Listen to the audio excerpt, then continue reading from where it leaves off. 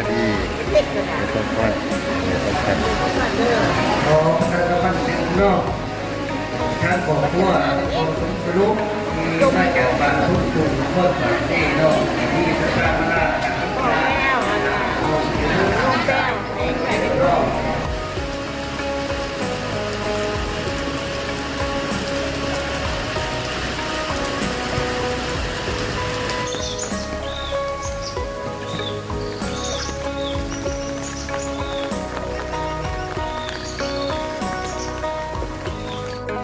สบายดี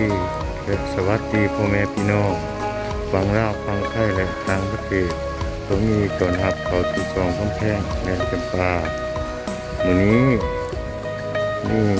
FC ขอมาอยู่ทางต่างประเทศเนาะอยู่รัฐแคนาดาเนาะ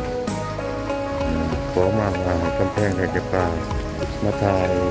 เอาแม่ใหญ่ป้องพันเพิ่นมาตักบาตรมาทายเอาให้เบิ่งแหน่อยู่วัดผู้บกษาเนาะพี่น้องเนาะก็มาเบิ่งกันเด้อเนาะชมกันเนาะ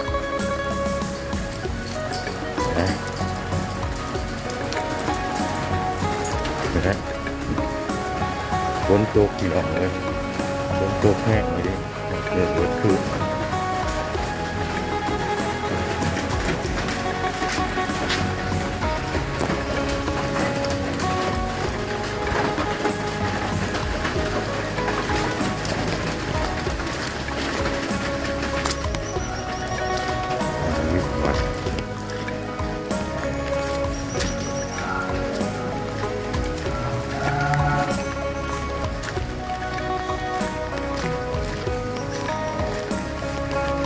เนาะพี่น้องขอตรงนั้นกันพี่น้อง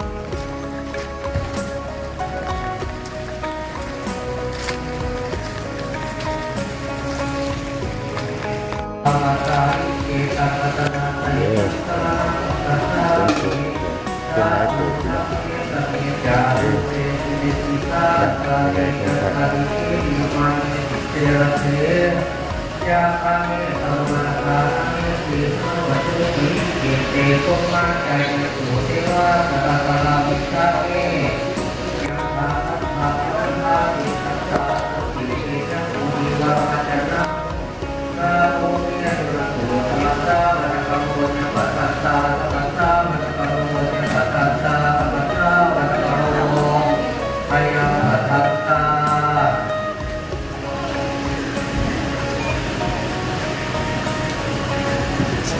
ต่อไปตาไหว้พระต่ออิมินาสัตตารินา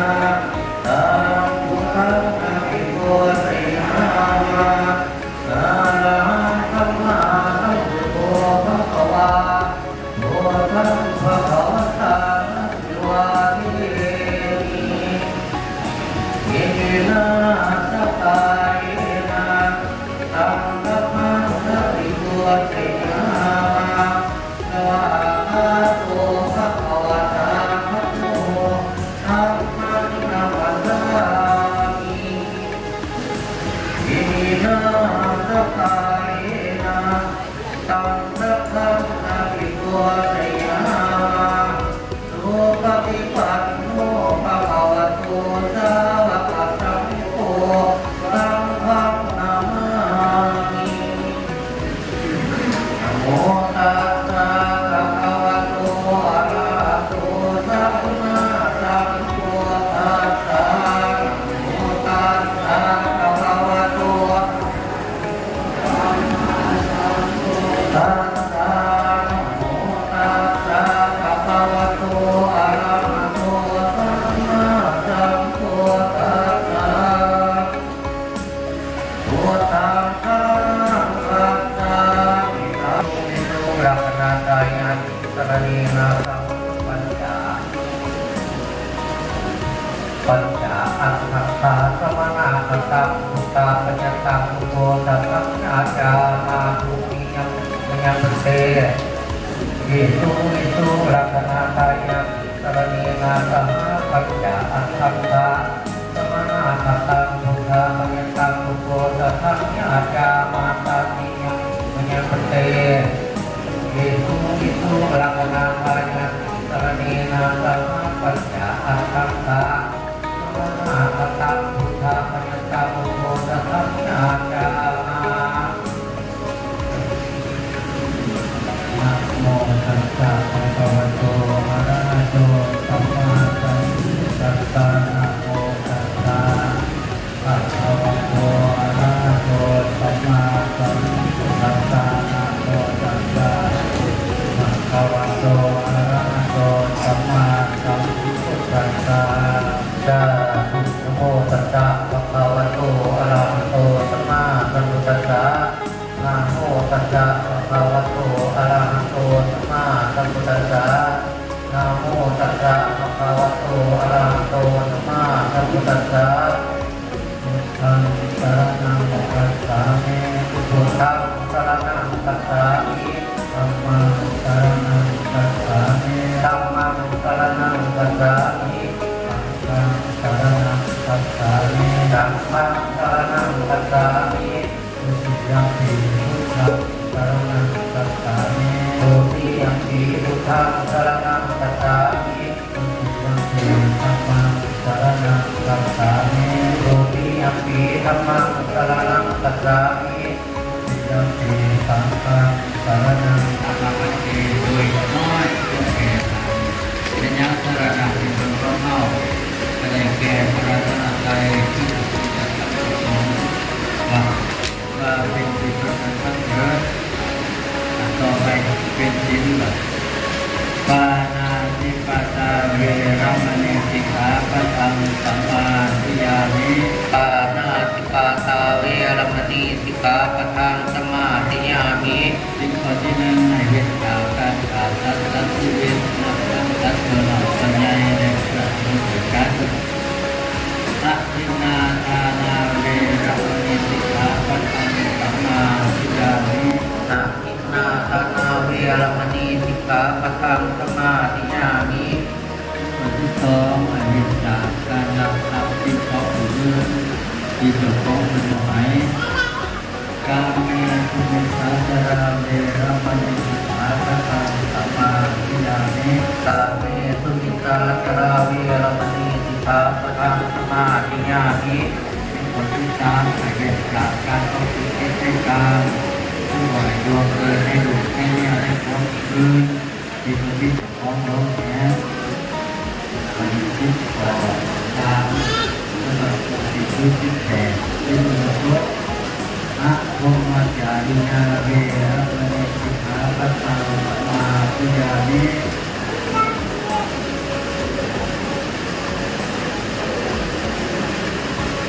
อันนี้แน่นเรื่องจากการเสพการจากการต้องคิดในการโมสาวาทาเวรมณีสิกขาปะทังสัมมาทิฏฐิมิโมสาวาทาเวรมณีสิกขาปะทังสัมมาทิฏฐิมิข้อที่สี่เรื่องจากการหลอกลวงตัวเองลบเลือนสุราเวรยมัสสะมาสัทธานาเวรมณีสิกขาปะทังสัมมาทิฏฐิมิสุราวัน ใส่บาตร เ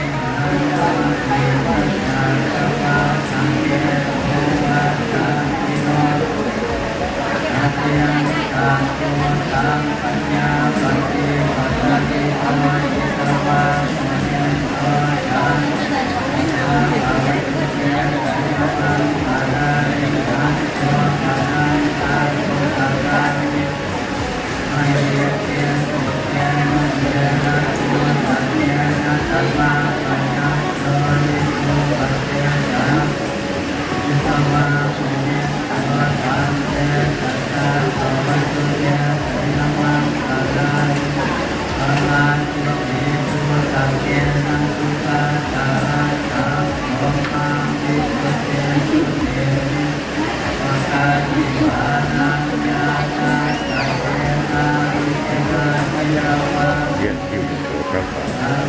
ต่อไปบาท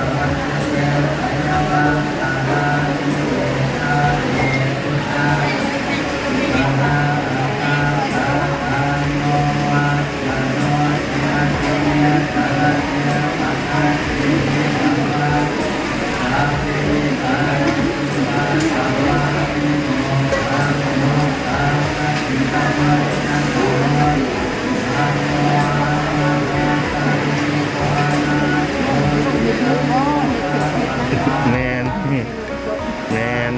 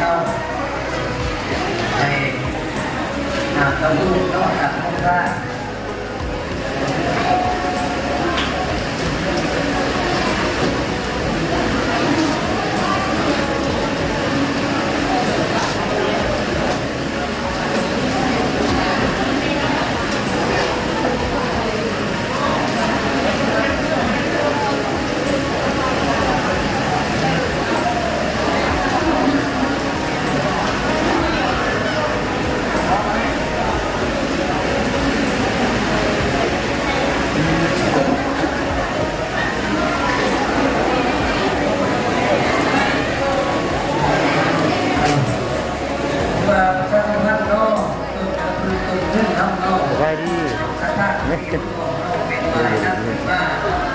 เทพเป็นพระเจ้าพระมหาพี่น้อง สบายดีไม่ต้องพักไม่ต้องพัก ขอพระธาตุพันธ์เป็นน้องท่านบอกทั่วขอสมสรุปมีมาจากบ้านทุ่งทุนโคตรบาทที่น้องที่พระธาตุมาราชกัน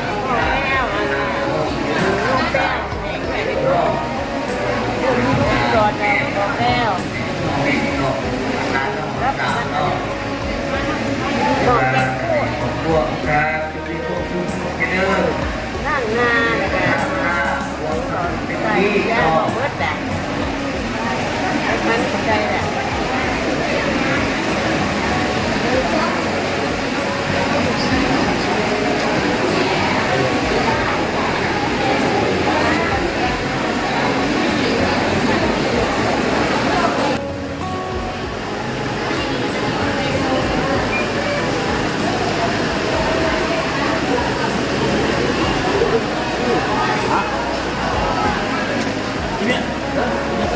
เอาไปหลายผ่าเลยนะไปรถหลายผ่า น้องพวกพวกทางที่ที่พระธาตุตัวยอดของทำบุญในงาน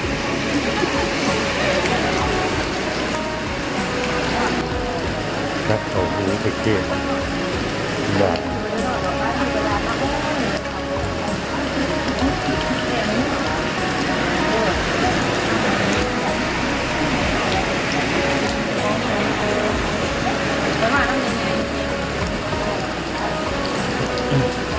จะรุมกันพี่น้องแล้วเบิ่งดอกรอบวัดเนาะพี่น้องเนาะ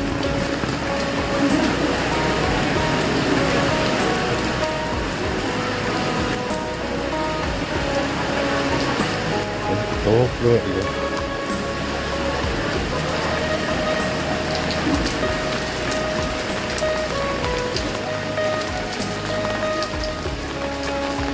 โอ้ยเป็นคนนี้ดี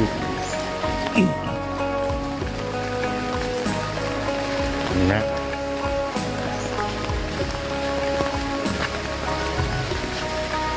เดี๋ยวทุ่ม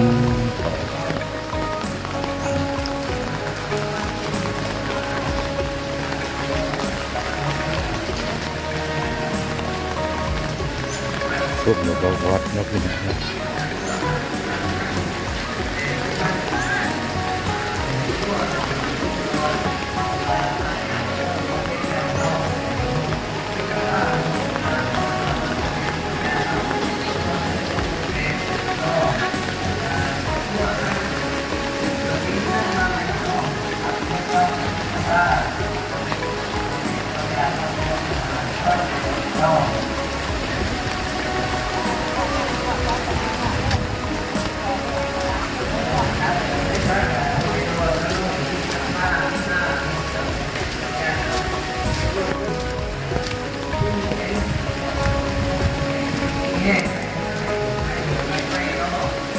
ฝนตกพี่น้องเลย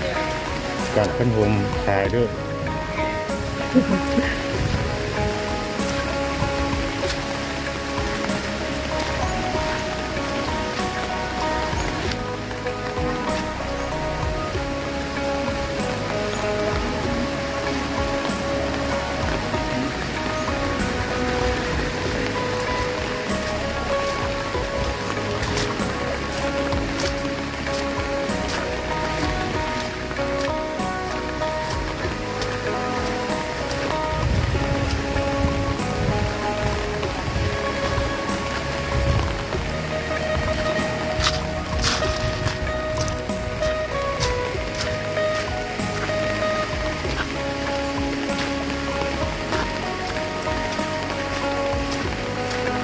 หอกอง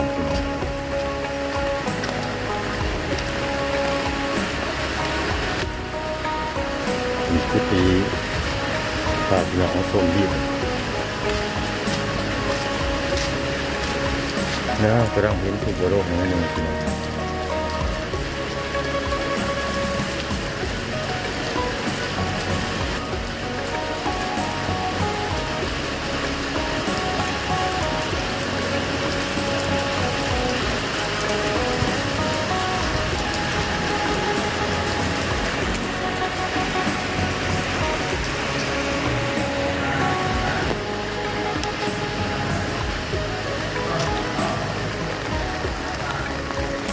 ต้นโพพี่น้อง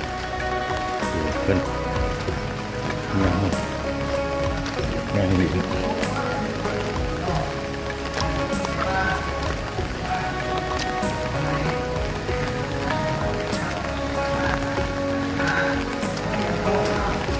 ยิงตัวนี้อยู่เลย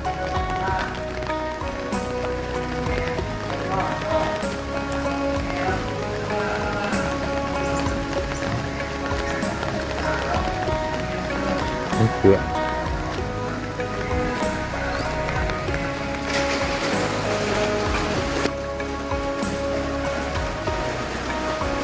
นี่ก็พระพุทธรูปนะพี่น้องเราเป็นบนเป็นกลาง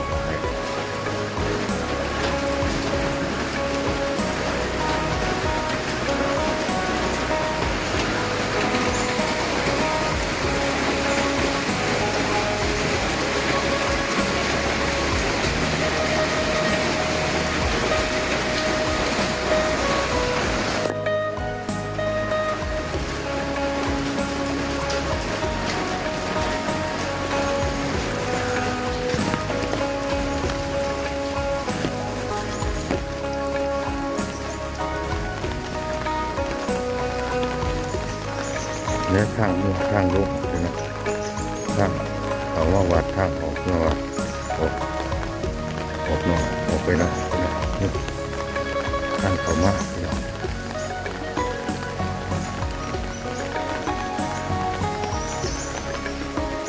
นี่คือสังกะสีหิน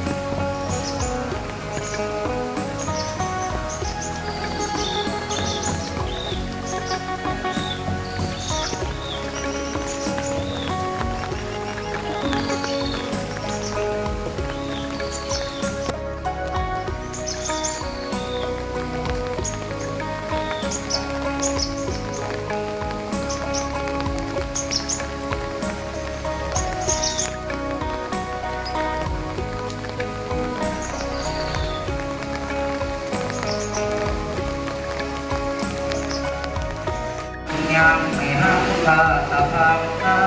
ธุตาธุตาธุตาธุทามีอัตตาธานีมายังพันเตอาวุธมาอาวุธจามายังอาวุธปรายาอันเป็นใจอันยันตาอันวันโนสุขังอันตาสันติสาธุสัพเพเทวาสัพพะจัมมัยมุตตโนกาตะอาราธนังกโลมาสาธุโอสุเทวะสาธุจุกันเนตตุสัพพิเรสาธุ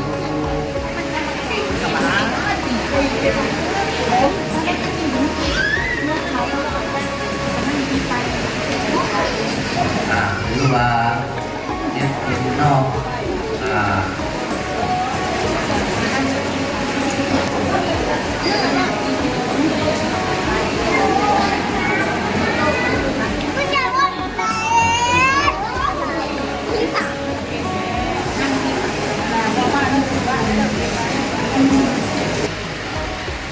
พี่น้องอันนี้ก็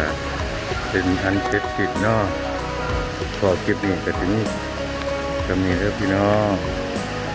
ฝากกดไลค์กดแชร์กดซับสไครป์เพื่อเป็นกำลังใจให้กันแค่ในจะไปคลิปต่อไปขอขอบใจน้ำทุกวัตถุทานที่เขามาทุ่มเมื่อข่าวโฆษณาแต่ขอสมุขขอบใจคือดีไม่แห้งขอเก็บหน่อยได้ขอใจหน่อยนี่ได้การงานดีขึ้นไปเรื่อยตลอดปีและตลอดไปนอนนับแต่เงินหมื่นนอนคือในเงินแสนแบนนี้มาอะไรแก่มันนี่ตัวเธอพี่น้องถูกสาธุสาธุดีไม่แห้งโอนสบายดีพี่น้อง